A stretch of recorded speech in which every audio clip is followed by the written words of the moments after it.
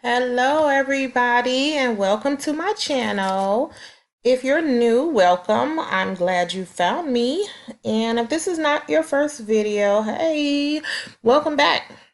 This video, we are going to go over how to make bandit signs. So let's get into it. The first rule of bandit signs is getting some excellent but cheap help. This is my grandson. He was so little then, and I could not um, do any kind of bandit signs or anything at home without him just being all up in the mix. As you can see, he has his Elmo and he has his drill. He's ready to help his grandma out and make some bandit signs. Oh, this one day he made a slide out of the bandit signs, and as you can see, he has ink all over his stomach. Those were the good old days. They were so cute then. All right, so stop. Before you go out and buy 1,000 signs, 49 markers to gear up for the weekend, check your local ordinances. I am not code enforcement, not a lawyer, not in real life or on TV. So check to find out what the laws are in your area. In my market, bandit signs are illegal in most areas. And I have gotten calls from code enforcement as well as angry homeowners. So just be aware, okay?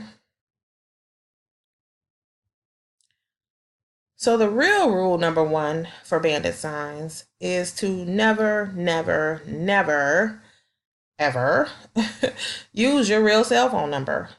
Like we just said, bandit signs are illegal in most areas. So you don't want to give code enforcement or an angry homeowner direct access to your cell phone number. So get yourself a virtual number, and I'll put the links down at the bottom. If you want to use Google Voice, you can do that. There's a free service. That's a free service, and then you can also use some paid services that offer a little bit better service.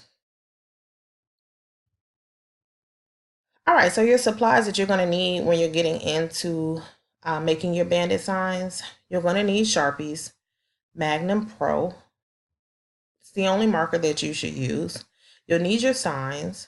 You'll need stands. You'll need some nails and a bandit sign hanger. This allows your signs to get up high so that code enforcement can't take them down too easily. And then also, you don't want any other wholesalers or anyone else covering up your signs. So go a step above and hang them up high by getting a hanger. Now, the one thing I didn't add to this list is endurance. You need a good amount of signs to make a huge impact. So start with 100 to 200 if you can. And it takes a minute to write out all those signs, so just get into it. All the supply links, like I said, are listed in the description below. All right, so here's how your signs should look once they're finished. The signs are 18 by 24 corrugated plastic with vertical flutes. Your text should be no more than 3 rows. Leave some white space. It makes it easy on the eyes. And use the right marker.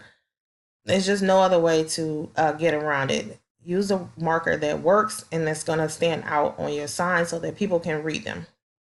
And make sure your phone number is clear.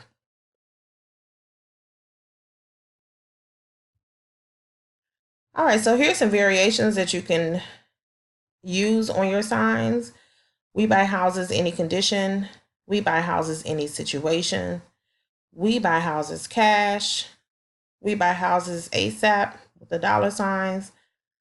We buy ugly houses cash. Now you want to be careful with the we buy ugly houses because that company is actually trying to get that phrase trademarked.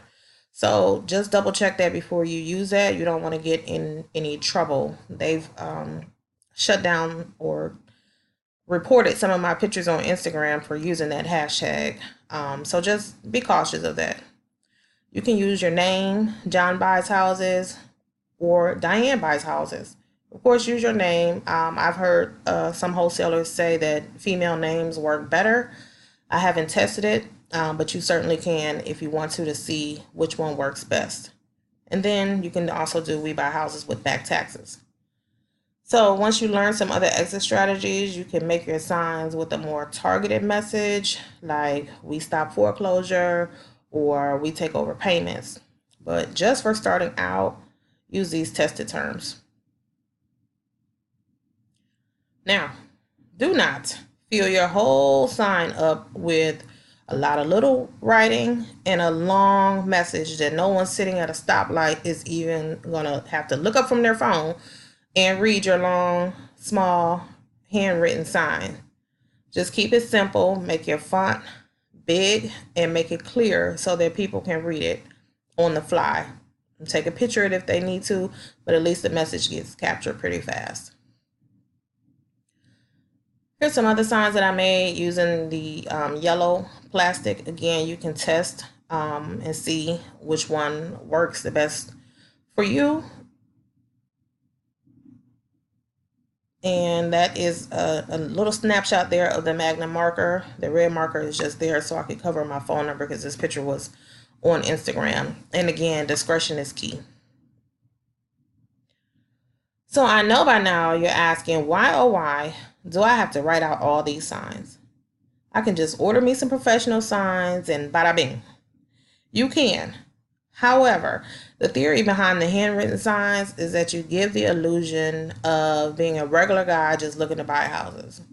You don't come across corporate, therefore you'll be easier to take advantage of, easier to haggle with. Essentially, the seller feels like they're in the driver's seat. Plus, your signs, they should be a little ugly and a little imperfect, just like them in their situation. All right, so that's it for Bandit signs. Thanks for watching. Don't forget to like, comment, and subscribe. So until next time, happy wholesaling.